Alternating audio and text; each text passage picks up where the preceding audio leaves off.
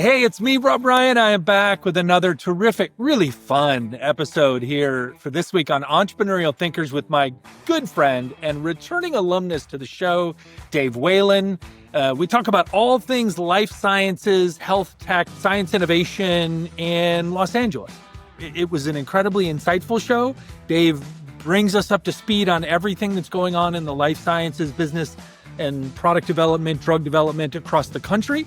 Kind of talks to us about the story of the arc of the industry post-pandemic and where it's heading 2025 going forward. And then we dive into a lot of the deal making and the new projects and the big, huge investments that are coming on here in Los Angeles, specific to our life sciences industry here in California. So if you are into the life sciences, health tech investment, if you're a venture capital investor or a private equity investor in this space, or a founder or a science researcher inside of some big university, this is the episode you're going to really, really want to tap into to pick up on a lot of information from the self-described Kevin Bacon of the life sciences industry. And I'll just leave that nugget there for you to find out as you enjoy listening to the show, hopefully as much as Dave and I did making it for you.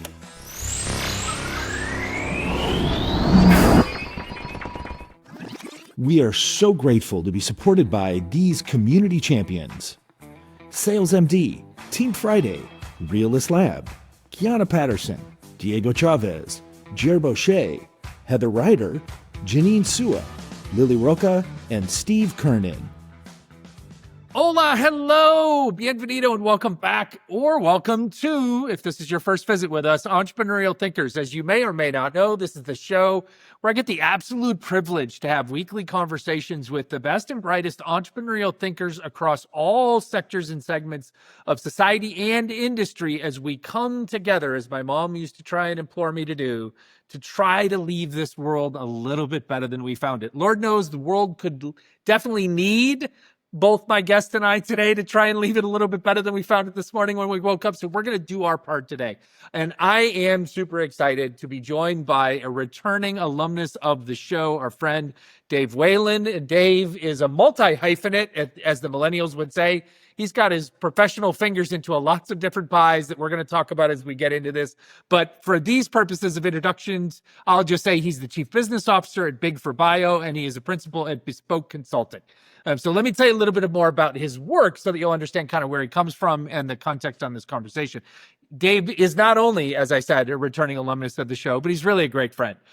He is my go-to inside source on the pulse of everything that's going on in Los Angeles and the broader California life sciences economy. And that's really why I invited him to have this conversation with me today, to get some updates and some insights into a lot of the big moves that are going on here locally lately, and to help us look forward to how this life sciences, biotech, pharma, all the associated adjacencies are going to fit together and really play a huge role in our broader economy here in California and in Los Angeles over the next 25 years or so of our lives.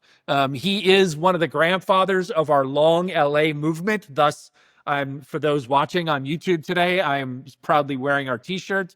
But he's also one of the nation's most renowned and effective lead builders of life sciences ecosystems through his work with his own firm, Bespoke Consulting.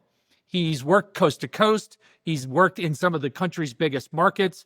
He's the former founding CEO of Bioscience LA. He's an advisor to dozens of life sciences and health tech companies. He's a venture consultant to seed fund Wavemaker 360 Health, which we'll talk a bit more about later. He's a principal advisor to the Larta Institute and a co-founder of, way back when, the Stanford Ideas and Connections organization, because he's a proud Stanford and UCLA You're going way alum. back, okay. And in my context of our friendship, he's a great dad, a great husband, a good mentor, and a great friend. So we're here to talk about the intersection of tech, health, and business. That's an intersection that he lives at. And I want us to have him help us kind of pull back the curtains on that. So, Dave, my old buddy, welcome to Entrepreneurial Thinkers. I mean, Rob, thank you. And as you open this up with, welcome back or welcome to, and I was thinking, well, it is kind of welcome back and welcome to, because I think I am being welcomed back to being on a podcast and, being on video with you, but I think it's welcome to this particular podcast, right? So this is my first time Absolutely. on Storytellers, right? But it's like, so this is, Yeah, first time, but also Yeah. not first time. And also, I'm excited for the questions because I feel like I don't know where to go because you just covered it all. So we're pretty much done with the podcast. But That's it. what else is there to It's the talk about? short. Deanna would be super excited that I showed an ability to record a podcast under 50 minutes long. That would be great. She would be ecstatic. But unfortunately, we're going to keep going. We're going to get started. You alluded to kind of my first question, actually, does paint the context for folks. So a lot has changed since we last visited back in May of 2022. When we had you on the prior iteration of this show, which was formerly known as Mentors Today, and the least of which that has changed in our world is this show's name and its broader thesis. But there's also been a lot going on in our world at large. There has been a ton going on in our life sciences, and I'm just going to continue to use life sciences today, and you can help us understand the different components of that. But there's a ton going on in our life sciences industry here in the broader state of California and specifically in Southern California. And so I'd like to just start there, maybe just kind of off the cuff a little bit, like catch us up on some of the big moves or big trends, big things that are happening in the life sciences industry here in California in this last year or so. Wow. Well, I will say, because as I'm thinking about this, of course, the when we did this podcast before, we were, I think we were still barely coming out of pandemic, right? That was still, still early times. In fact, I think prior to recording that podcast, maybe the time I had seen you before that was, when you got COVID at the long LA holiday party at Bioscience LA, right? So all good times, exactly. right? But so we had pandemic, 3 years ago, and now we have an economic and scientific crisis facing the entire industry, which is not Los Angeles specific. In fact, it's nationwide, and to some extent, it's impacting the world. But I don't want to dig into that just yet. If you want to come back to that, we can. But what has happened, especially in LA, is I do think actually pandemic was probably better for Los Angeles than it was some other places. And clearly it impacted Hollywood in some negative ways, and retail and restaurants and service workers in LA in ways that we've still not recovered from. But in the world of innovation, in the world of collaboration, and whether that's life sciences or clean tech or video games, things like that, I think that pandemic actually was a positive for LA because because pandemic forced all of us to be working from home, working away from each other. It, of course, forced all of us everywhere to focus more on collaboration, whether it's, down the street, across town, across the country or around the world. And, for those of our, listeners here who don't spend a lot of time in Los Angeles, you probably know Los Angeles is big, but Los Angeles is really big. And Rob, you can quote all the numbers when you come back, do the Stephen Chung, LAEDC, numbers, but LA is big and spread out. And, that's been one of our challenges for a long time, is how do you bring people together to work together, whether it's academic collaboration or corporate collaboration. We broke all of those barriers during pandemic, and thankfully some of those barriers have stayed down. And so what I'm finding today, more than halfway through 2025, 3 years after all that, is we've got a lot more collaboration happening here that, brings together different academic institutions, different research institutions. It is getting easier and easier for people to even get together face to face with the growth of the metro. And I know I'm preaching to the choir with that, but we're finding ways to knit together the human side of Los Angeles for life sciences. And then what's also happened over the past few years is despite what I alluded to with the federal funding and kind of the overall, even just the venture capital slowdown in life sciences, we've seen a lot of investment and growth in the LA region. And some of that's been driven by LA County and, Bioscience LA, which I used to run, was seeded by LA County and gets a lot of capital from LA County. LA County has recommitted dollars to life sciences, to workforce development, to real estate development, to creating space for companies, to creating connections for companies and accelerating that. And then a number of the organizations, you mentioned LARDA, where I've been an advisor for a long time. LARDA and LA EDC and Bioscience LA have gotten some additional capital to support workforce programs. And so there's more investment happening there.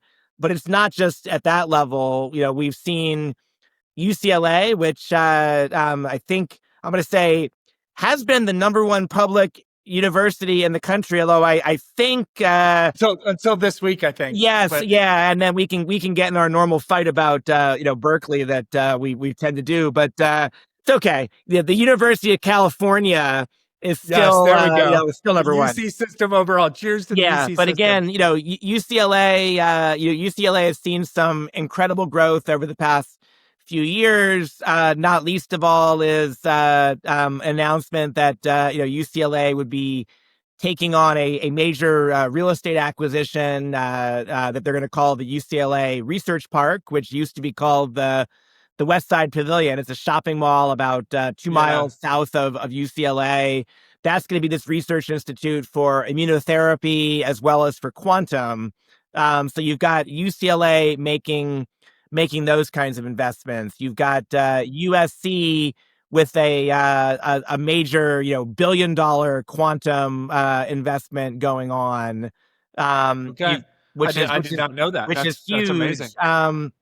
And then so you've got those kinds of activities happening, which is great. And then just I think it was 2 weeks ago, maybe 3 weeks ago, Amgen made a major announcement that they are going to be investing not quite $1 billion, but like $600 million to basically reboot and grow a major R&D innovation function here in the LA region. And Amgen was founded in Thousand Oaks. It's been in Thousand Oaks from the beginning. It's a major part of the ecosystem here, but this is a huge vote of confidence for the region. It's also a huge vote of confidence, frankly, for the industry. And so, and I think it, to some extent, it also fits into the theme that we've seen this year, which is how do we support the growth of the industry by doing more in the U.S., right? So even though we've got this academic funding slowdown,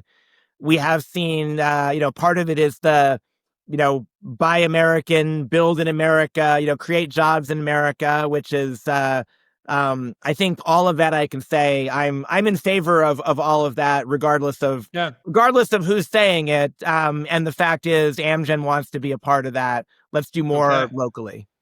That's incredible. And you hit on some of the highlight ones that I want to talk about. I was going to say, I got this feeling from what you were just saying, like maybe it was my own biases back when we were hanging out a lot. Yeah. And you were building up Bioscience LA from scratch, that I felt like at that time, like, wow, we were on like a big uptick, right? There was a big level of, as you just described, kind of public sector commitments, university commitments, private sector commitments, federal, state, governmental commitments. And then it felt like, and again, maybe this is just my bias, because then you moved on to work on other things and I didn't hear about it as often. And so because I didn't hear about it as often, maybe it felt like it was a bit of a lull, maybe for a year and a half, for 2 years. And now, and this was really what precipitated me reaching out to you, was like just this last 6 months, which, as you said, ironically juxtaposes itself against this crazy authoritarian assault that we have coming at us from Washington, D.C. Yeah. My words, not yours, by the way. But it's my podcast. I can say that. But but all of a sudden it feels like from these other sectors, these other leadership areas, like we're booming again. Like all of a sudden I'm hearing like, and I'm reading lots of like, oh, that Amgen thing, or Gilead up in the Bay Area, or the LA County doing something, or the university, in spite of what's happening in Washington, like doing something else. I hadn't even heard the story about the USC quantum computing thing. So, Yeah. so what, Yeah. what you just validated is that we are on a bit of a kind of a general uptick trend for life sciences in California right now. I think so. And again, part of that is, I mean, it has been slow in the industry overall. And, part of that was life sciences in general, and, in general for the industry, and in general, across the country and around the world, life sciences did pretty well in the pandemic, because, we needed as much life sciences innovation as we could get. And so, you saw things like, the development of the COVID vaccines. I mean, that happened, that did happen in record time and with amazing collaborations around the world. And then you saw, and then there were other technologies, obviously, from, diagnostic tests and, things like that. So much was happening, and that led to very much a bull market in life sciences, even coming out of pandemic. And, so maybe what I felt like a little lull was just a natural kind of fatigue from, there was so much activity and so much of a spike that then it kind of quieted down maybe to normal levels. And now it's like, okay, now we're making investments like 2025 to 2035 type of horizons again. Yeah, I think so, exactly. And then, even with, the work that LA County is doing, that, that Bioscience LA is deeply part of, with partners like Larda Institute and LA County Economic Development Corporation, some of that has been, they spent a couple of years working on some, I'll call it the next revision of analysis and reporting on the state of the industry. And so, that's come out over the past year, and then a new plan has come out with a new commitment from LA County. And so you're seeing all of those resources now being deployed, right? So it's sort of take the time to plan, and then, make the announcement and do something with it. And that's exciting. And, we're recording this as we go into the weeks before both LA Tech Week and Bioscience LA Week, which coincide. And there's a lot happening here around the tech industry. Deep tech is on a huge boom right now. It's having its moment. Absolutely. Our friends, our mutual friends at AILA, a lot happening there. And, and it's the positive side of artificial intelligence in the studio industry, which, could be a death knell for entertainment, but, they're showing how it could actually be a positive part of it. So, all of this is kind of happening, and I feel like it has been a little bit of there's been some quiet preparation for some big things happening, which is really exciting. And so, we're now seeing, again, I'll call it the collaboration coming together between these different sorts of players, different entities, different people, that is really exciting to me. Yeah, very much so to me as well. And should be to anybody directly involved or adjacent to the industry here and or in the region.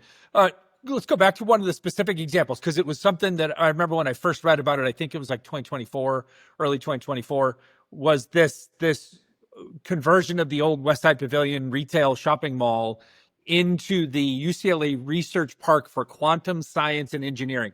And I remember at the time, both the press and the descriptions of it from like the governor's office and from the chancellor of UCLA and from local press, but then also just from commentary, like from you in text messages and whatnot. Like, I remember hearing like, this is a big fucking deal. Yeah. Like that what this thing will be at its build out decades from now has like a staggering potential to be really, really positive for not just the evolution of like new technologies, new products, but from an economic standpoint to the region. Tell me what more you know of this thing that took an old dead shopping mall on the west side and like is going to turn it into this. We are so grateful to be supported by sponsors like our friends at Shore Capital. In today's venture capital world, it's not just about cash. It's about relationships. Capital is harder to find, limited investors have fewer managers that they can trust, and the industry is just filled with far too much hype. Shore Capital is an early-stage venture fund investing in the world's most ruthlessly iterative founders, helping its limited partners to find founders who are solving the world's most dynamic problems, teams that excel in mastering the idea maze, teams moving with a rapid, iterative velocity and demonstrating radical resourcefulness. Shore Capital doesn't just write checks, though.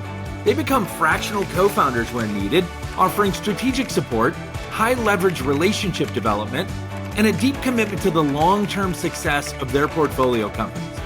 If you are a ruthlessly iterative founder with a bold vision or a limited investor seeking sustained access to the brightest big thinkers of our time, Shore Capital wants to meet you. So visit shorecapital.notion.site to learn more.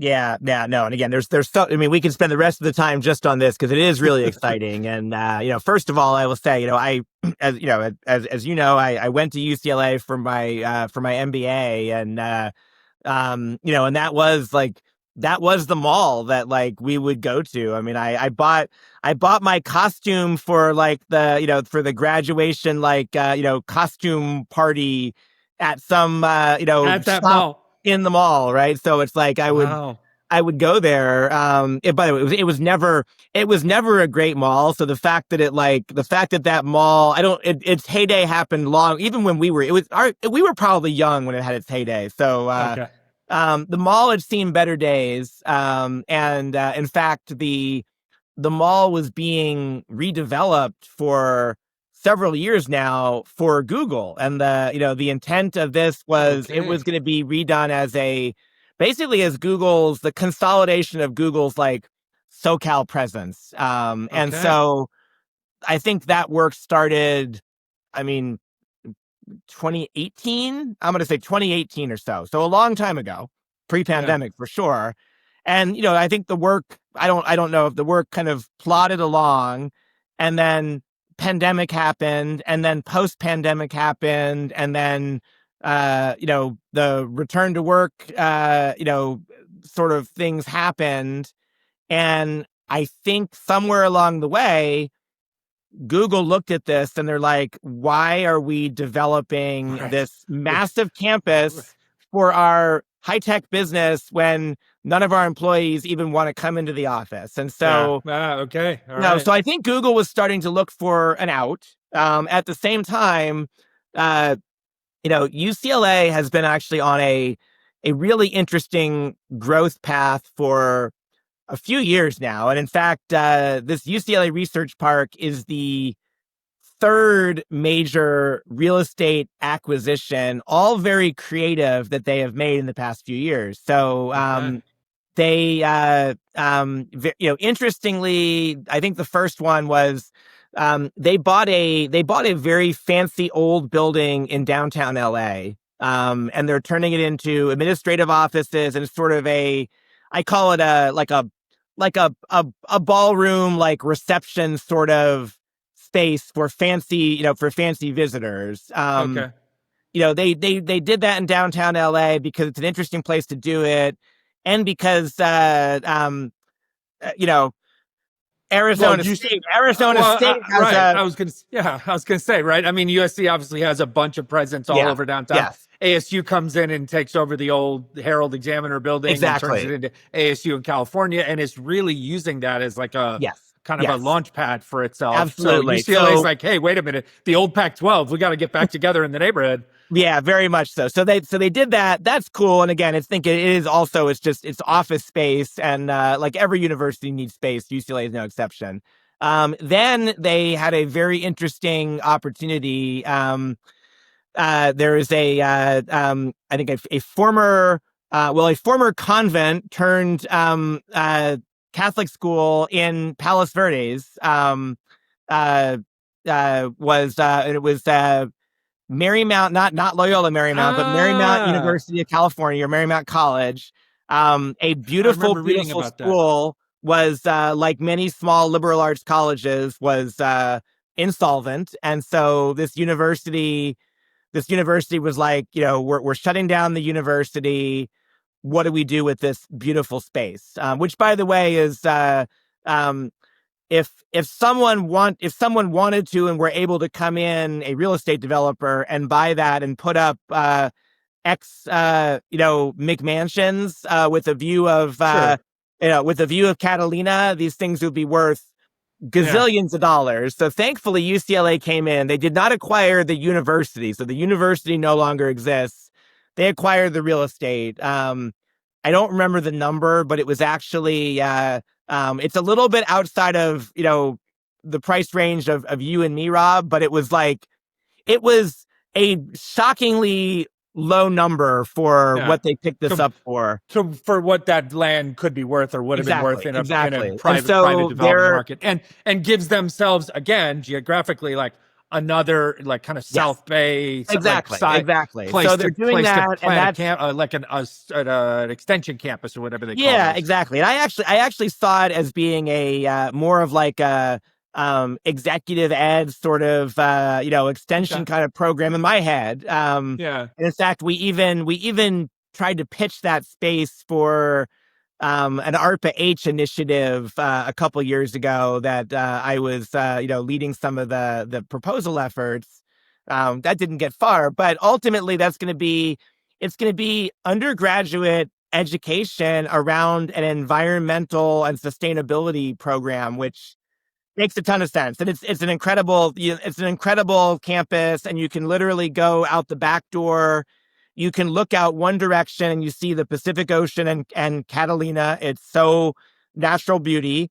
And then you can turn to the left 90 degrees and you're looking down on the port, Oh wow. I which mean, is like, beautiful in its own, right. unnatural way. And So what a place to be juxtaposed to further the research and exactly, science that'll go into exactly. that kind of those Yeah, kind of studies. So yeah, along those same lines, they see this old mall on the west side, and they're like, "Wait a minute, okay, there's another great chance for us to make another sweet real estate deal yes, and bail Google out of what they were going to do." But then it gives us this palette that we can turn into this area of focus, quantum engineering, life sciences, yes. and all this stuff that we've been wanting to focus on, but we don't have the place to do it. Wanting to do it, not and exactly. And there were a number of billionaire funders, among them Ari Beldegren, the founder of Kite, but Gary Michelson, who's a serial entrepreneur. Just some really, really connected people who wanted to fund this California Institute for Immunology and Immunotherapy, which is a UC institute that will be focused on this important area, immunology and immunotherapy. And again, part of the disconnect was, okay, we want to do something really big, but where can we do something really big? And so UCLA Research Park becomes a home for that. And so that's going to be there. There'll be this quantum institute. There will be other labs there. And this is where I really wanted to get, which is the exciting part. Because right now there's, as I said, the mall had seen better days, and, the mall was not in great shape. The area around there is honestly not in great shape. There is a very famous restaurant across the street called the Apple Pan, which is Great burgers. seminal burger place. Maybe one of the top 10 most loved burgers in Los Angeles. And it seats like 10 people, and so get in line now if you're listening to this podcast, because it'll be a little while. But beyond that, so if you go, this is on Westwood Boulevard, like looking north from the UCLA Research Park is Westwood Boulevard, straight north to UCLA, and the area just north of this mall has a bunch of old restaurants and old retailers. I would say that probably most of those restaurants and most of those stores are still, if they are still there, they're there because their father bought the real estate when they opened up the business. They just sit Something on like it, yeah. that. It's a real estate play. Right. And you could imagine over time that that gets redeveloped with life Okay. sciences, with innovation, with apartments and condos, with new restaurants Okay. and things like that. And so there's a famous space, the most innovative square mile in America is a place called Kendall Square, that is at the epicenter of life sciences in the Cambridge, Boston area. And we've often said, I will still say, like, This could be that. yeah, we don't need a Kendall Square. We have so much happening all over the place, but it would be really interesting for that area to be developed in a way that I think it could become a little bit of a Kendall Square. I think it could become a bit of an extension of UCLA. And there's two ways this could go. One is, if you think about Westwood Boulevard, all it needs is I'll just say it's a steady stream of Waymos or Waymo buses or something like that, right? These autonomous vehicles taking students north and south, taking researchers north and south, maybe even taking local residents north and south, to kind of stitch together those two campuses in a way where you start to create all of this life and vitality there. And over time, it would extend north from the mall, it would extend south from Westwood Village, and at some point meet in the middle. And this could be Incredible. this is long after our time, Rob. So this is lifetime. This is like a 50-year project, but I think it could be very cool. And what's interesting is that I mentioned Ari Beldegren, who is one of the backers of this California Institute. He's also the founder of Kite Pharma, which sold to Gilead once upon a time for quite a bit of money. He's also the founder of Vita Ventures, which is one of the leading life sciences venture capital firms in Los Angeles, and he is the lead behind a life sciences real estate investment and developer called Breakthrough Properties, and so among a few other things. And so the kind of guy that has a vision. Like he thinks in those kind of like how to put pieces of a puzzle together, how to bring the capital together and make long-term plays like asset value, neighborhood changing kinds of. That's incredible. So all of that could happen. And again, it opens up so many opportunities for organizations like Bioscience LA that are supporting the ecosystem, for smaller life sciences real estate investors like Hatch Spaces, which actually has a property at Pico and Sepulveda that they've wanted to develop for a long time, and they haven't done it because it's the timing is not right. The numbers don't pencil out, but this development will over time help those numbers pencil out, I think. Yeah. And you could see, as you allude to, like you could see venture capital firms decide to move in and put their offices there. You could see venture capital firms from other markets decide to put their little LA presence down there in that neighborhood. Right. That's awesome. I can also see, if I remember correctly from the announcements at the time, like the state, the governor led this, and the state took a particular stake in this. Like the state did something beyond what they normally would do. They did kind of an extraordinary commitment of capital or capital facility or something. And now I can see why, right? Like, I mean, essentially state aligned with the UC system, et cetera, et cetera. If you're going to have this kind of a transformative thing go on in your backyard, you might as well be a stakeholder in it, not just the government beneficiary of it. That's dude, that's amazing. Hey, all right. So I want to move on a couple different things. You got a whole bunch of other stuff to talk about, but this is because you just kind of hit on it, right? I mean, we talked about Kendall Square and Harvard, MIT, everything that's going on there. We all know that. Now you're talking about UCLA. Like, talk to me just in general, broad terms. This isn't really LA specific per se, but just in broad terms, a quick refresher for our listeners on why universities in particular are such critical anchors to the growth of life sciences in any city?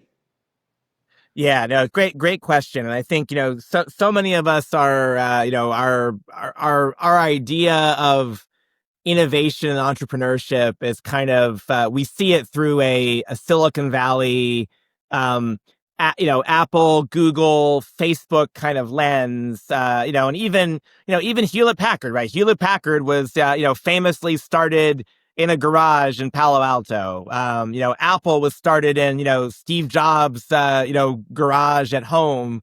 Even Google, was a bunch of hard drives in the Wojcicki garage, right? So, ultimately you could start those kinds of things in a garage, in your kitchen. Now it's become, you can start them in a WeWork or in a Starbucks or something like that. And you can also get from idea to development to launch to scale up very quickly, sometimes incredibly quickly, as we're seeing with, things like OpenAI right now and things like that. Um, Life sciences doesn't happen that way, at least most of the time. And, companies take a long time to gestate. Innovations take a long time to gestate. And to get an innovation that becomes a company, you oftentimes need just the basic science, and then the translational science, that follows it to lead to something. So first of all, startups don't have the patience or the runway, nor do investors have the patience or runway to allow for that to happen.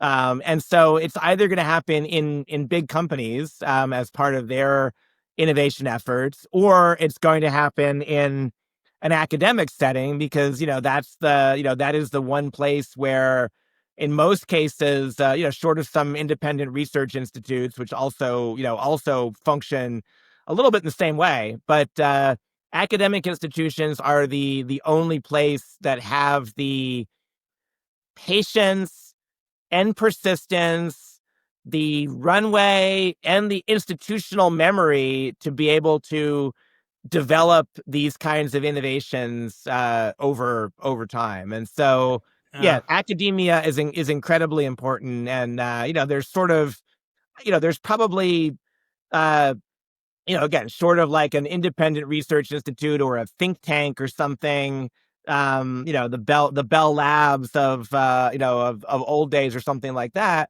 There's not places where you could just go and, I'll call it, ponder and tinker and, pipette day after day, hoping something is going to come out of it. Which is why academic research is so important, which is why NSF and NIH funding are so important, why indirect costs to support that are so important. Yeah. So we need that, if anyone's listening.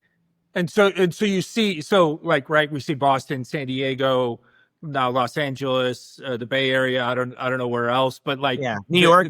Even I was just New actually York, just on a call with, which you helped give birth to yeah, way back when, right? yeah, So at the core of those communities, wherever they get started, there's always a great university or a couple great universities. yeah, Yeah, that's awesome. absolutely. And yeah, sometimes more. Yeah, You because you're a great podcaster yourself and podcast guest, you segued us into the next part of this. So, right, I alluded to it earlier. We are under, on all fronts, we are under an authoritarian assault on our existence in the United States right now. And I'm not asking anybody outside the United States to feel sorry for us. Like, hey, we're the idiots that let this happen to ourselves. And yes, we sat by and watched you all go through this for decades and decades without us. But here we are, right? And in this topic, it's especially pertinent. You've already alluded to it before in your opening comments about UCLA and some loss of some government funding, which, by the way, I read yesterday, they're going to get some of that restored back, which is great news. But talk just about that. Like my take, right? Like the progress marches forward, right? Like my take, science is inevitable. My take is these universities find ways. Maybe they do less of it right now, but they find ways to continue to innovate, to yeah, continue to develop, to continue to research. But yeah. give us, you're the insider, you're the expert, not me. So talk to me. How are universities, UCLA, anybody else, how are universities going to navigate this reality where our federal government is essentially using that funding relationship as like a cultural bargaining chip, as opposed to just a source to provide the tools and the fuel to create the future? Like, Yeah. how are they going to get through this? Yeah, no, and I think so first of all, you are right. I mean, science marches on. I think these institutions march on, although, to go back to the point we made earlier, I mean, the pandemic changed a lot of things about,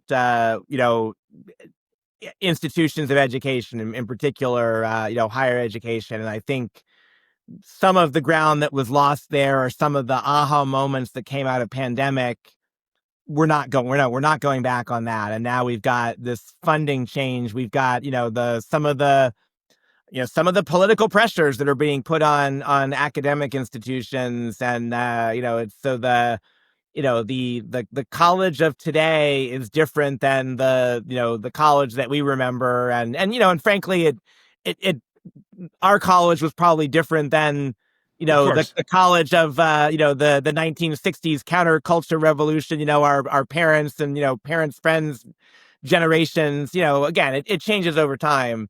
I do think so things do, progress does march on. I mean, I will start this off slightly negatively from a standpoint of the U.S.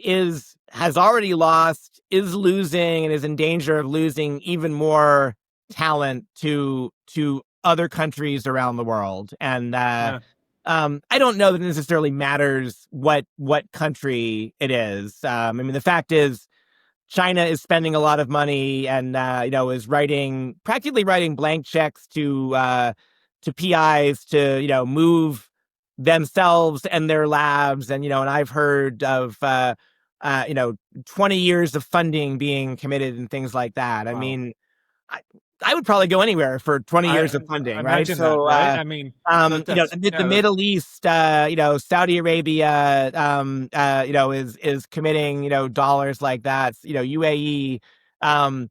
But again, it doesn't necessarily matter, where it's happening. What's happening is that researchers are leaving, and I think will continue to leave. To some extent, they're going home. To some extent, they're going to new places. And you could argue that in the grand scheme of things, maybe all that's doing is rebalancing what has been 50 years or more than 50 years of the opposite happening, which is, I mean, we have been the beneficiary of national brain drain for a long time. So if you look at this from a big global viewpoint, this actually might be the rebalancing that was going to happen anyway. Regardless. In some way. It was inevitable. It's been accelerated in some sense because this particular authoritarian federal government of ours has decided to throw like gasoline on the flame. Right. Yeah. Okay. So you could actually look at that and say, the silver lining in that is, because this is happening so publicly, so quickly, so aggressively, it creates more awareness and therefore more of an opportunity to do something about it, right? So if the brain drain from the U.S. happened over the next 50 years, like the frog in the room temperature water, and then starting to boil, we wouldn't notice it. We're noticing it now, and so you are seeing some venture capital firms, some private foundations, even state governments trying to find ways to step in. You're finding, universities that were already trying to think more nimbly because of the post-pandemic business model changes, now looking at different ways. So, UCLA and other institutions, which have always focused on corporate funded research, are now even more focused on that. Right. Now all of a sudden it's like, okay, maybe we can't get that $1 billion commitment that we thought we were going to get from the government that we always got from the federal government, but we can get it from that Michelson guy who's working on that research park with us, or from that, right. or from this other family, or from this other. So Yeah, let's not waste a good crisis, right? Like let's absolutely. basically forced innovation at a pace that maybe wouldn't have been the normal pace. Maybe that winds up buttressing the negative effects, or even creating some breakthroughs. Yes, That's absolutely. So again, I think, I think that we're going to find, we're going to find ways to, to continue through that. I do think that academic institutions are going to look, different. And, some of the other things that we've seen more positively over the past few years, unrelated to this, but, I think the number of people, or the ratio, of students who are able to get amazing educations for, very little out of pocket from their family, that has gone up. MIT and Princeton and, right, schools like this where, for up to a certain level, tuition free, right? I mean, that, I couldn't have imagined that back, back in our day.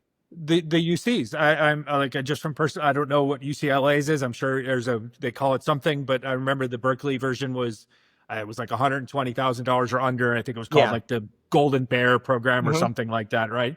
And yeah, you do. It's funny that you mentioned that, because I have even noticed some press releases like in the last 4 or 5 months from different universities around the country. I think Northwestern did one, like Princeton did one. And I was like, oh, fascinating. Like they're basically doubling down on their mission in spite of the onslaught of the threats and the pressures from the federal government. That's amazing. Yeah.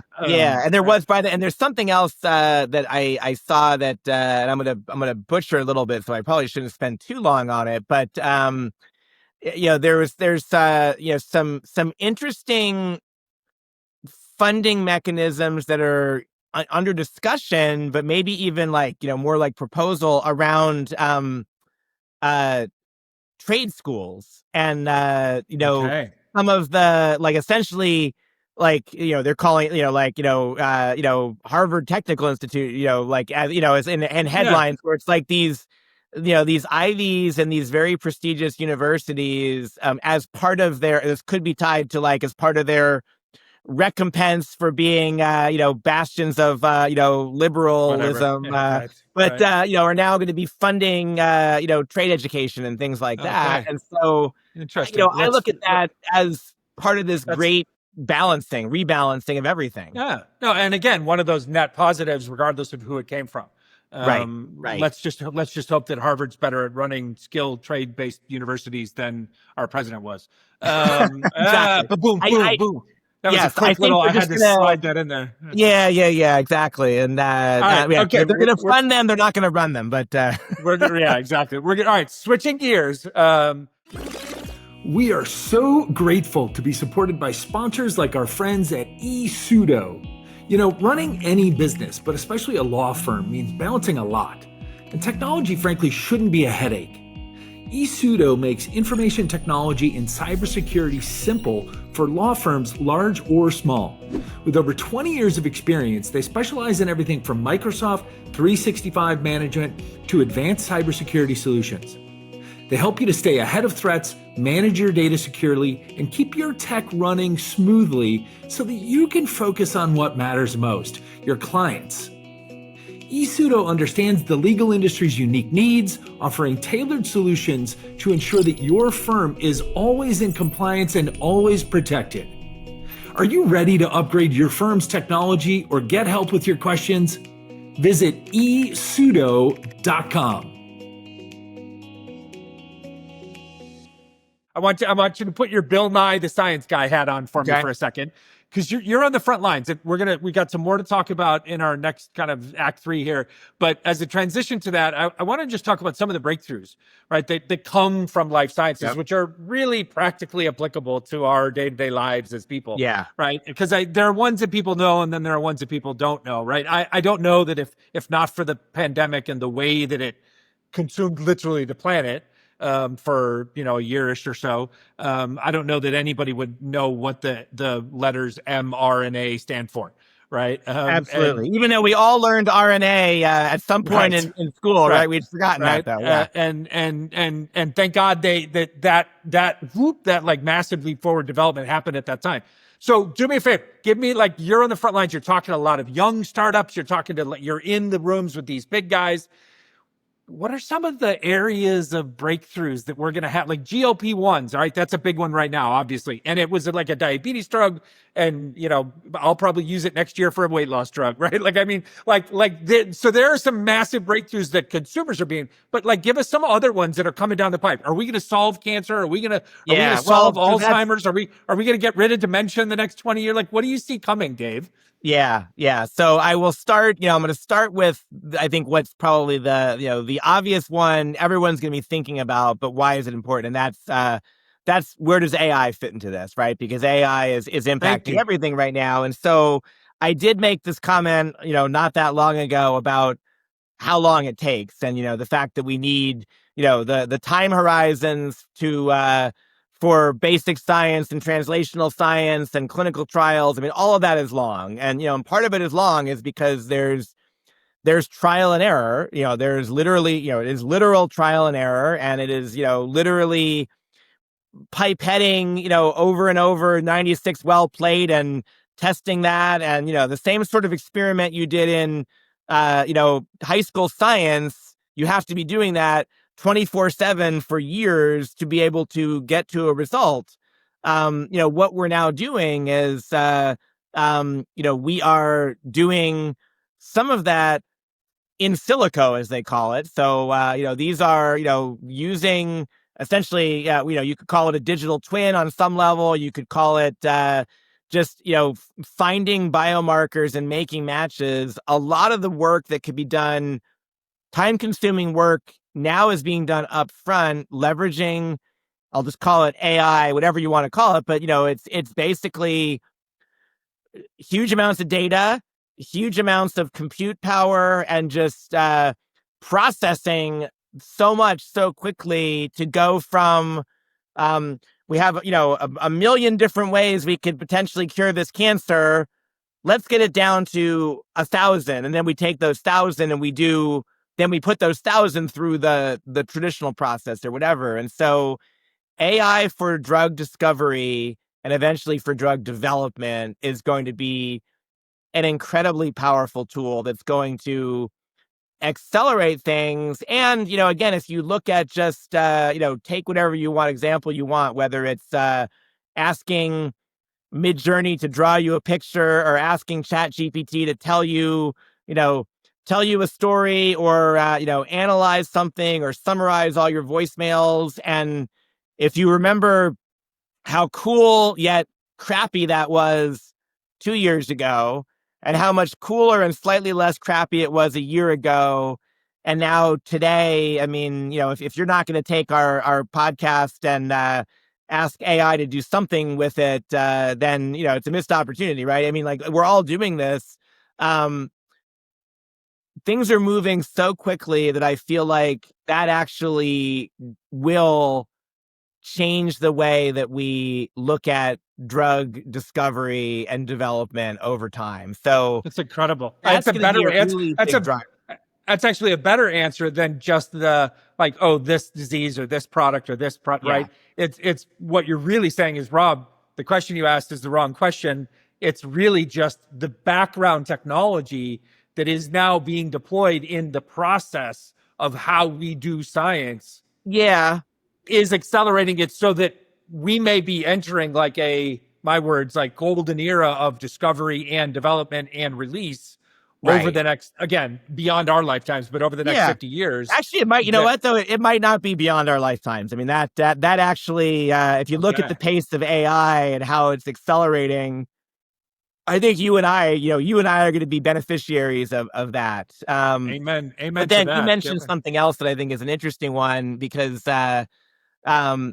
so, cancer, first of all, I will say, in many ways, we've already cured cancer. The cure for cancer is early detection. So, that's, we already have that. We don't necessarily use it, but I mean, if we all if we all sort of follow Angelina Jolie's advice or the equivalent, we're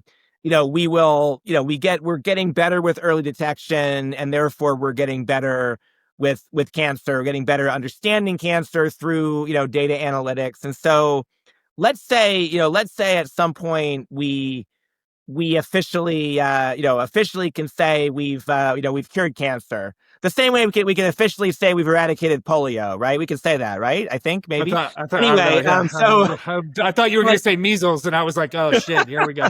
Yeah, but then what happens is, and this is an analogy I draw with people a lot. So, because we all talk a lot more today, and over the past 20 years, we've all talked a lot more about Alzheimer's than we ever did. And there's not something weird in the water. It's not Tylenol. It's it is why do we have more Alzheimer's? We have more Alzheimer's because we have people who are not dying of cancer, and therefore they're getting Alzheimer's. And what I will say is, the caveman did not worry about cancer, because caveman got eaten by a saber-toothed tiger long before he got cancer. He never made it past 32. Exactly. Yeah. So, I mean, humans are, predisposed to developing cancer. Humans are predisposed to neurodegenerative disease. And so what happens is, when we get rid of saber-toothed tigers, we get dysentery. When we get rid of dysentery, we get cancer. We get rid of cancer, we get Alzheimer's. And so, we are going to get rid of cancer, and we're still not going to have solved Alzheimer's. And so we're just going to see more of that. And then when we get rid of Alzheimer's, there'll be something else. It's an amazing way to describe it. I've never heard it articulated that way, and it immediately resonates with me because it is such a palatable example, right? To understand that essentially this, the biological package that we exist in, as we continue to extend its usage, its use lifespan, right? We're gonna get rid of that proverbial saber-toothed tiger of that era. And then all of a sudden, to the 32-year-old caveman, they didn't know what the diseases were that ravaged a 40-year-old body. Exactly. Right? Because literally no one lived that long. So now all of a sudden, now more and more people live into their 90s. We're going to find that there are other things that ravage this package that we're in. And then at 100 and 102, and until someone discovers some magical scientific anti-aging thing, or blah blah blah. But okay, that's amazing. Thank you for that. So again, that's actually really encouraging in a very stark way. That's actually very encouraging insight.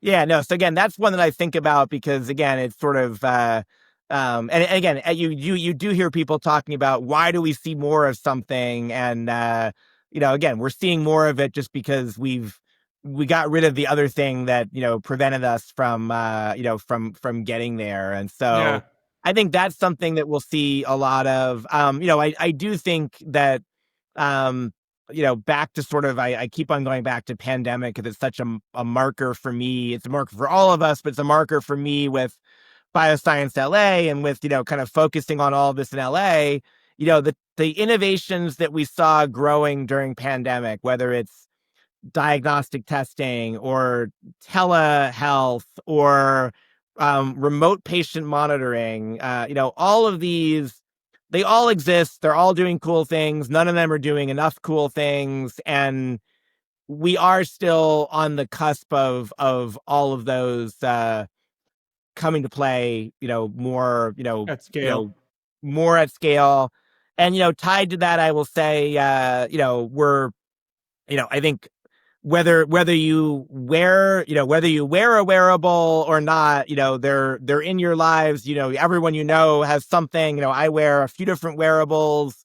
They're finally getting to the point where they're actually useful. And whether it's having access to data that feeds into other systems that could ultimately help us make better decisions. I mean, I'm sleeping better because my devices are reminding me how shitty I was sleeping before. And then you correlate this is maybe why I wasn't feeling so good.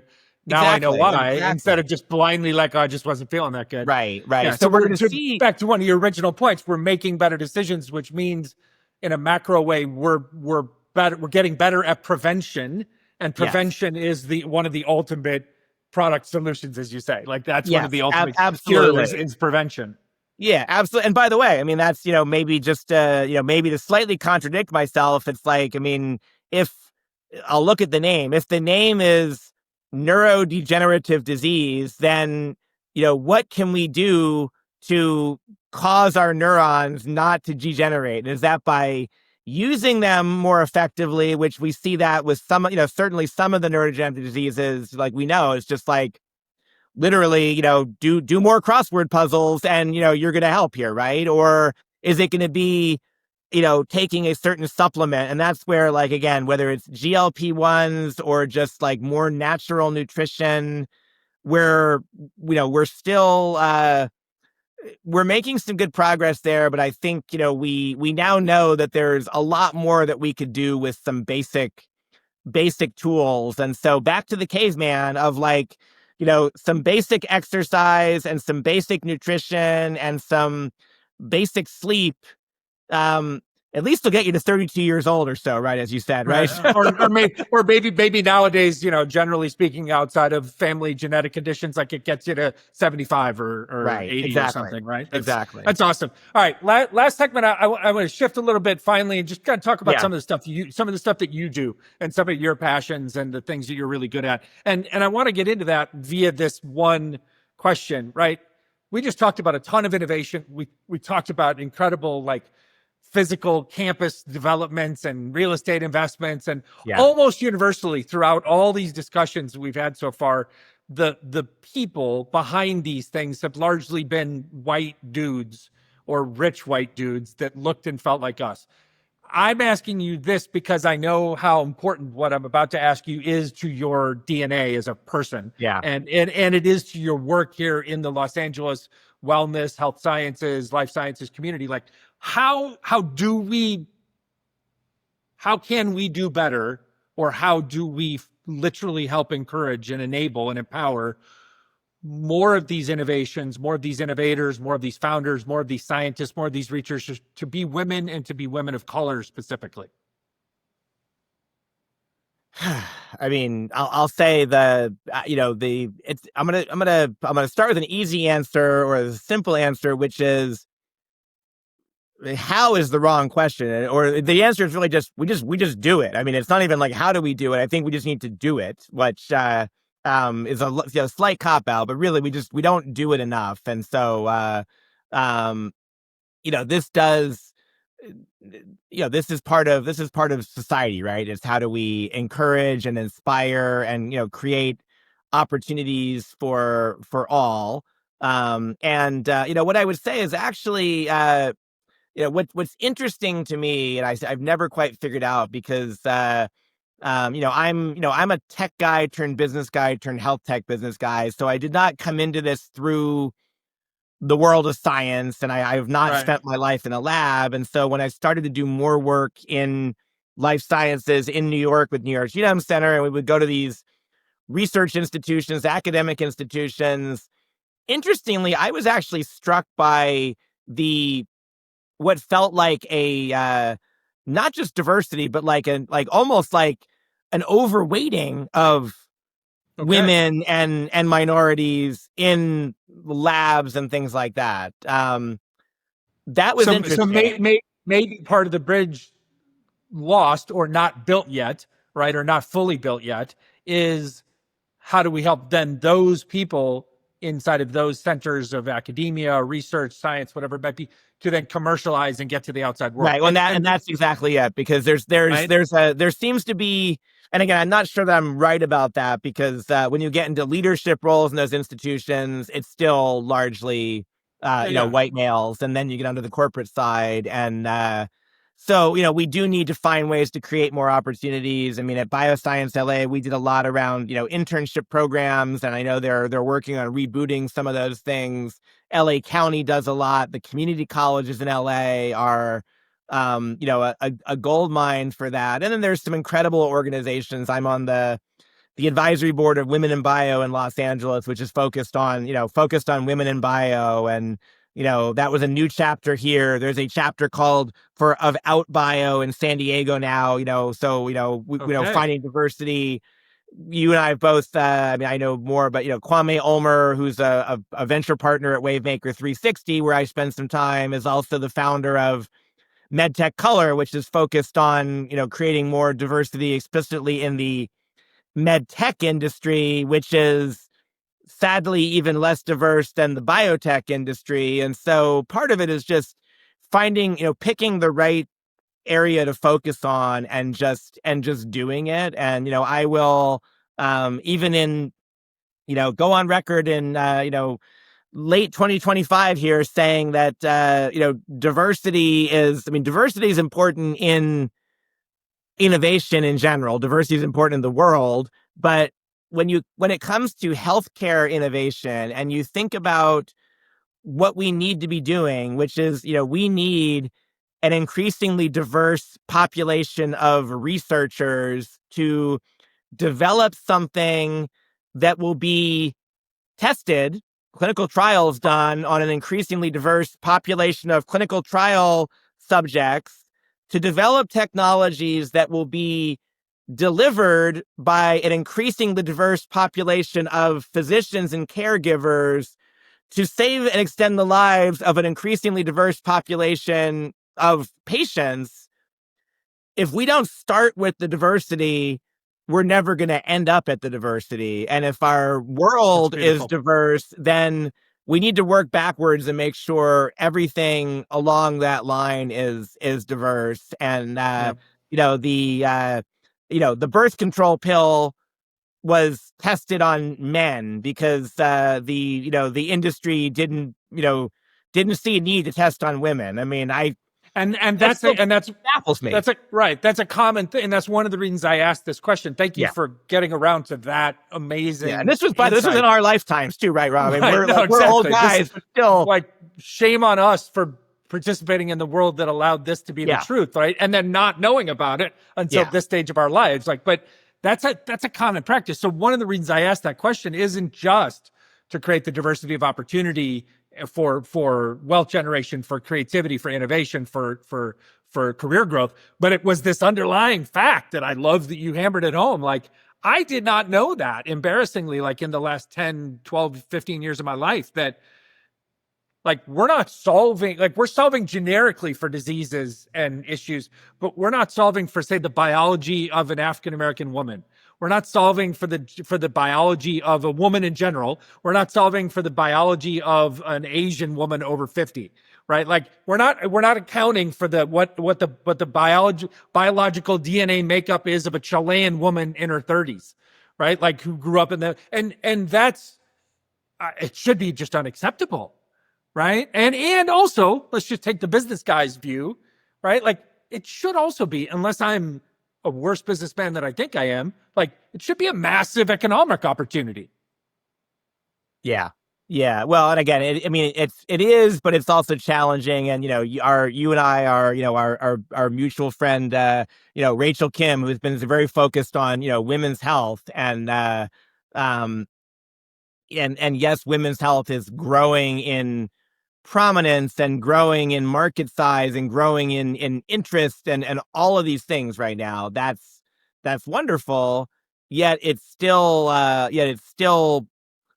underweighted. It's still dramatically under-focused. And, and there's still people who are looking at this as, well, is it a big enough market opportunity? And it's like, well, which is ridiculous. It's over half of the population. So, right. I mean, it's like 50.2 or 50.3% of the population. Hello. Right. Like, of course it's a massive opportunity. No, that's a beautiful way to illustrate it. All right. So last couple questions before we get to our closing segment. You did this beautifully earlier with the caveman example, right? So we are so grateful to be supported by sponsors like our friends at Plaintext Capital. Investing in Web3 and cryptocurrencies isn't about jumping on the latest trends. It's about understanding where the market is headed and why. Plaintext Capital is a digital asset investment firm focused on long-term strategies backed by deep research, backing the best Web3 companies and protocols, and investing in the newest asset classes of the future.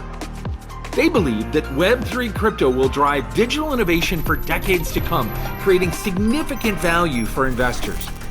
In fact, their team of highly skilled professionals work with institutions and serious individual investors who want clarity in a space full of hype and noise. So if you're looking to cut through the chaos and invest with purpose, Plain Text Capital brings a disciplined, high-conviction approach to investing. You can learn more and meet the team at plaintextcapital.com. I'm going to, like, way back 40 years ago, you were the editor-in-chief of the Draco student newspaper at Lewisburg area high school. And I met you many, many decades later, and yet I would have said when I met you, you were a storyteller, right? So I'm going to ask you this, like, it's part of the work you do at Big for Bio. We're going to talk in a minute about Big for Bio and about your work at Wavemaker. Yeah. But like, it's part of the work is this idea. Like, so in this life sciences, health tech industry, like why is it important, or how can you help encourage innovators, entrepreneurial thinkers, as I would say, right, to tell their stories better? Yeah. I mean, yeah. Well, first of all, it's absolutely needed because, I think I'll say in general, entrepreneurs are not, not necessarily great storytellers. And when we think of entrepreneur, again, we think of we think of the tech entrepreneur, right? We think of the watching the movie The Social Network and seeing, Mark Zuckerberg, iconic male character guy. Yeah. But, pitch man, salesman, yeah. Yeah, absolutely. But in general, scientists and, physicians who are founding these companies are maybe even worse at that. And so, there's a real need to do a better job with that. And, I will say, I mean, I don't have a silver bullet with this, as much as I like to be both, I'll call it, prescriptive, inspirational, and maybe, I don't know, I guess call it, consoling all at the same time. Consoling is maybe not the right word, but just reassuring. Reassuring is what I was going for. Just from the idea that, if you're a founder, you're going to have to pitch your business, many times. And pitching sounds scary.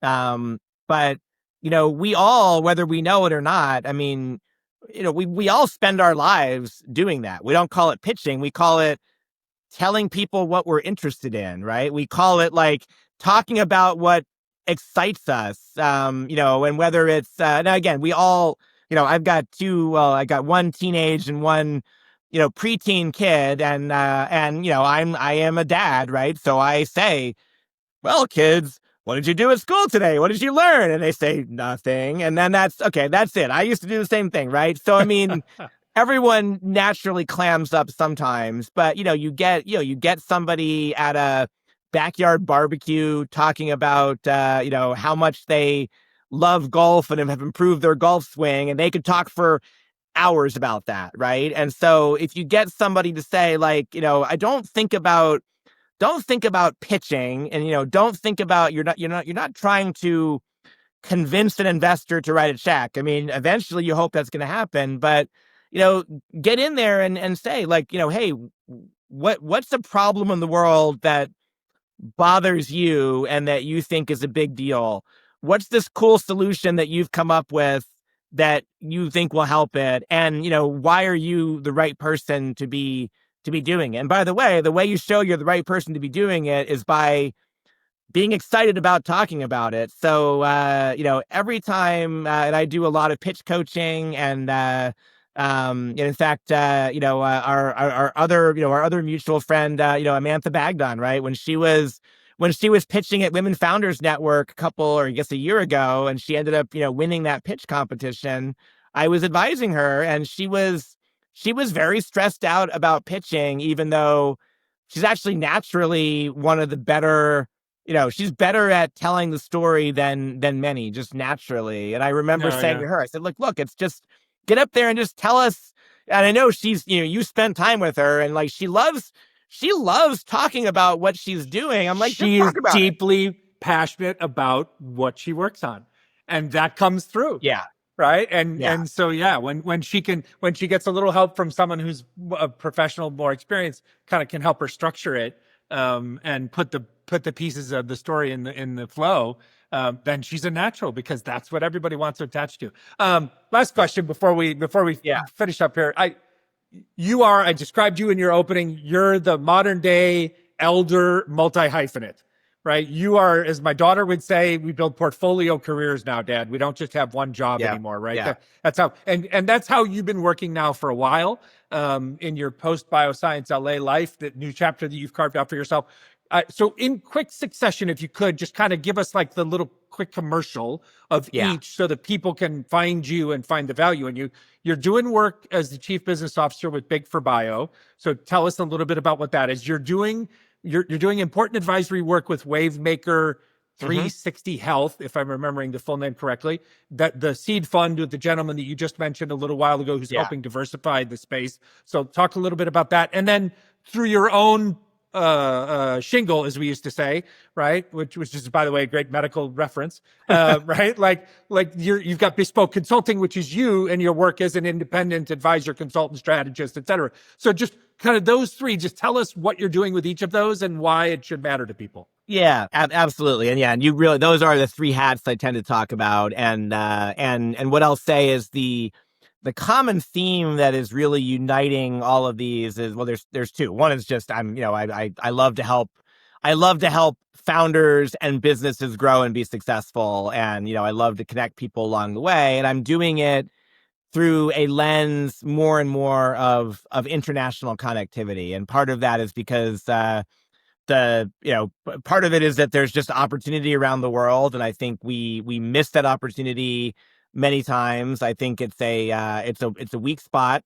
I also think right now there's even more of a reason to be doing that because of all of the things that we've talked about or alluded to. I mean, right now there's innovators around the world who still have access to some great funding streams from their governments, and those entrepreneurs are actually at a momentary advantage over their peers here in the US. If we can find them, nurture them, invest in them, and get them into the US, we'll help them have great businesses. We'll also help save lives. So that's kind of the thread of all of that. So as an independent consultant, I spend time working with companies in healthcare, life sciences innovation broadly. Sometimes that's on helping them get into the U.S. market. Sometimes that's on helping them solve a business or organizational problem. So it could be market research, could be business development strategy, could be organizational strategy. Ultimately, it's just helping move a business forward. I do, that's kind of led me to helping this organization called Big for Bio, which is a 10-year-old media organization. It's a news aggregator, essentially, that publishes daily newsletters 5 days a week in 8 markets across the country, as well as some more general newsletters.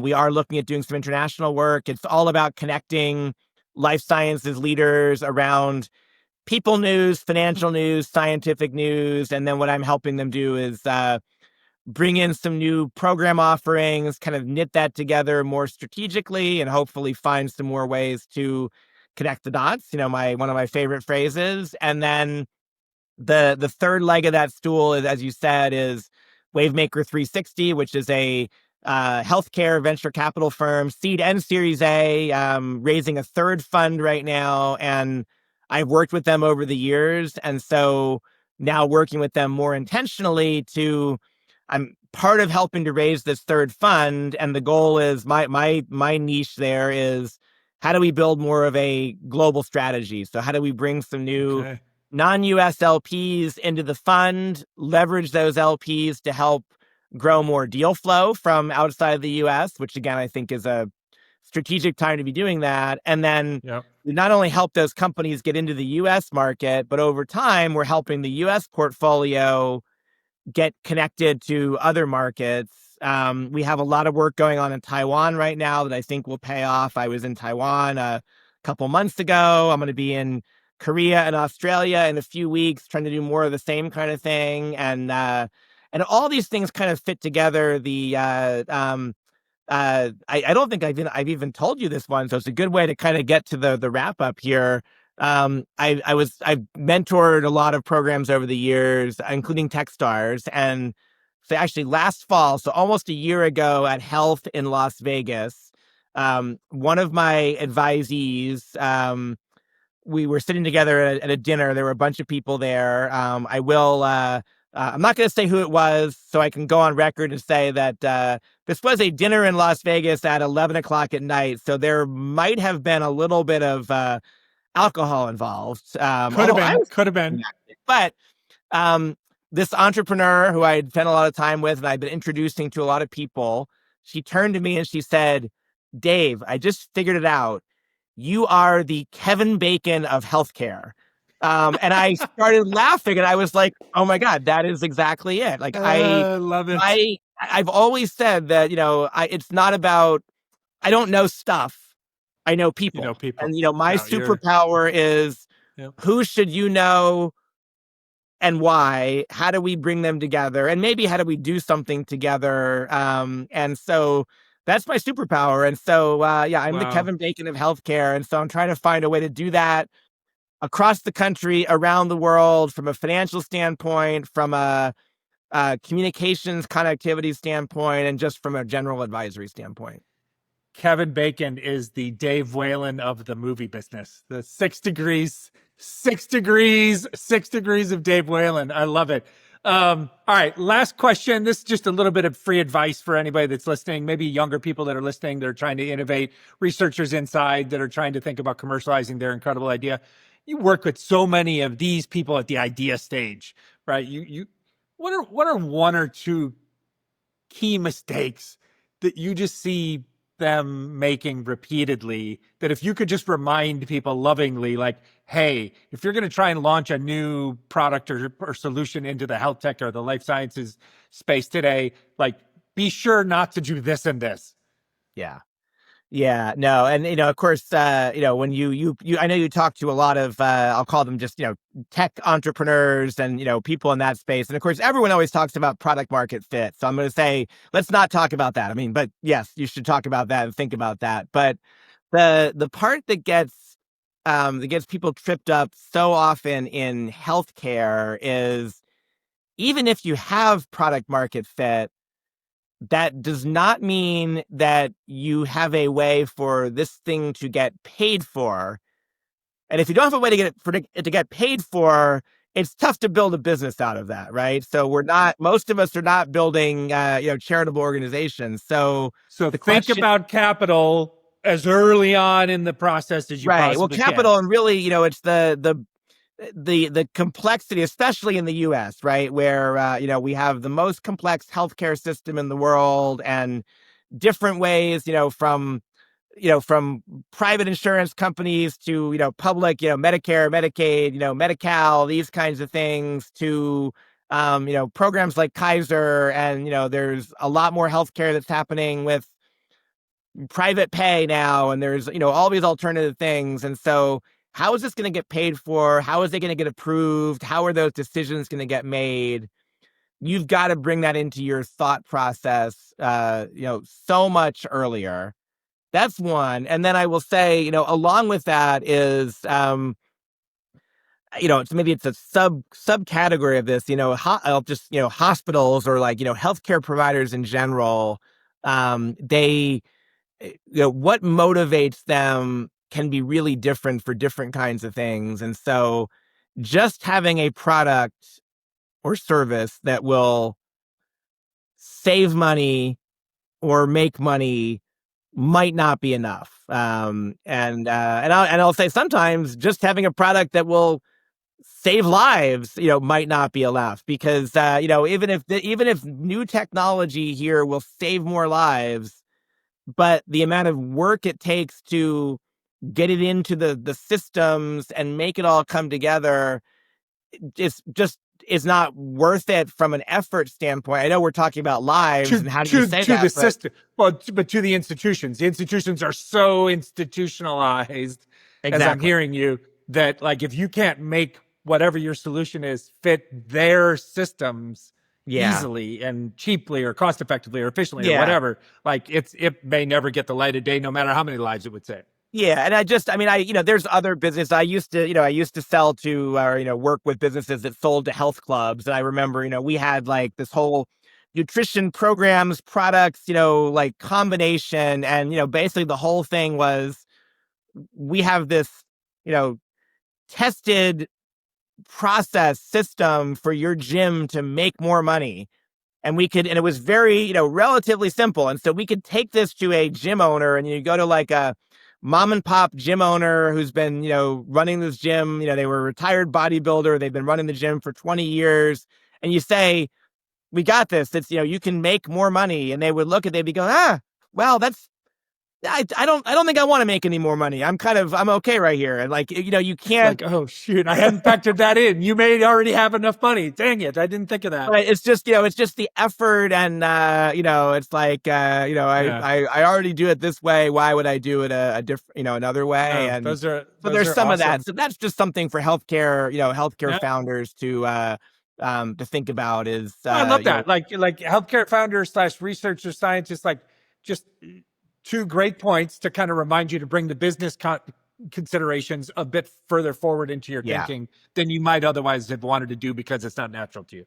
And I'll add a third point to that, which is then if you're not comfortable with that yourself, surround yourself with people like Dave Whelan in your community, wherever you are, right? Because he or the she version of him are the people that are going to help you to think about the business stuff alongside the science stuff. Because as Dave already told us, he didn't enter this space through the lab. Like, he's not a science nerd. He is not Bill Nye the Science Guy, even though I tried to call him that. He is the Kevin Bacon of the life sciences industry on a global basis. So with that, my friend, Kevin Bacon, I didn't even know I was interviewing Kevin Bacon today. This is like this is a big deal for me as a show.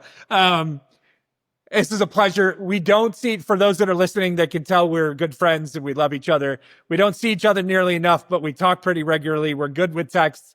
We're good with voice notes. We keep each other up to date on what's going on in our respective lives, and we support each other. So even with all that said, it's still nice to literally have this conversation with you today. And frankly, you just selfishly satisfied my curiosities around, like, I've been thinking for a while, like, hey, what's going on? What's the newest, latest thinking in the life sciences space? Because it feels like it's bubbling to life again. And that is a good thing for LA. It's a good thing for California, which frankly, right now in the United States, good things in California might be the best things going in the United States. So like, thank you for bringing us up to speed. Thank you for giving us some insights. Thank you for telling us about like how important storytelling is to these folks, and how important it is for all of us to be considerate of opening doors to more people who don't look like us and who don't look at the problems that we're facing in the world the same way we do, because they have different biology and they're the other half of our species. It's critically important. So, dude, it's a joy. I'd talk to you all day, all afternoon, but I don't want to start making Joe Rogan length podcasts. I don't have 5 or 6 hours for you, and I'd just hang out. This ring light gets too hot after about an hour and a half. So we're gonna we have to charge your corporate sponsors so much more money, and I don't know that they're ready for that. Exactly, we're not ready for that. But no, it was a blast. Thank you so much. Real pleasure. Before I let you go, right, we mentioned a couple of Wavemaker at the end, Big for Bio, Bespoke Consulting. Like, how can people, we'll put all this in the show notes, but how can people find you or follow you online? Where would you like people to find you? I will say I am subscribe to a newsletter or something. Yeah, I do not do a newsletter. I probably should. So that might be, if next time you have me on, ask me how my newsletter's doing, because, but you can find me almost everywhere online as just DJ Whelan. So, David Joseph Whelan, but I was a DJ in college. So, it's a double meaning. So I'm DJ Whelan on, literally like, 9 out of 10. You and I actually met on Twitter, once upon a time. Used to be a platform before we'd ever met. And, I'm not on Twitter very much anymore, but I mean, my account's still there, but, But yeah, I'm DJ Whelan pretty much everywhere, including LinkedIn, including Facebook, including Instagram, and bespokestrategy.com is that's a good way to get to me. But LinkedIn for business, and find me on social if you just want to say hi or comment on something that I'm working on. Appreciate it. Always the best, buddy. Thank you. No, I'm really excited I'm really excited. I'm actually really encouraged about what's going on. I think this conversation will leave the world a little bit better than we found it an hour and a half ago. I hope so. And if we inspire some scientists to work on, cancer will be done. So we got to work on the neurodegenerative, or somebody who wants to open up the next lab space or apartment building or awesome coffee shop on Westwood Boulevard to accommodate all of the, I think we need sign us up. A couplet needs to be on Westwood Boulevard eventually. So oh my God, that's 100%. Work on Geffen. Come on, that's an easy yes from her. So, Shane, by the way, then we would have in my descriptions, we would have the Billie Eilish of coffee in Los Angeles collaborating with the Kevin Bacon of life sciences, which would be wow, right? I like it. I want that. I want to host that coupling on this show. Anyways, love you, brother. Thank you. Awesome. Thank you. Talk soon. Well, I hope you enjoyed that episode as much as I did recording it. As always, we thank you so much for listening and watching. Today's show was recorded here in Los Angeles and produced by the incomparable Deanna Bernal in Mexico City.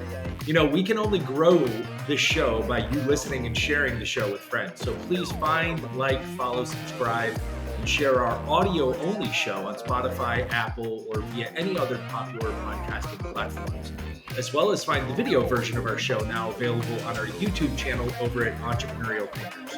And of course, you can follow along on our various social media platforms for fun and informative clips and content at Entrepreneurial Thinkers, wherever you can find us. And if you'd like to connect with me, you can find me at I Am Rob Ryan on just about any social media platform. Gracias, thank you, and have an awesome day.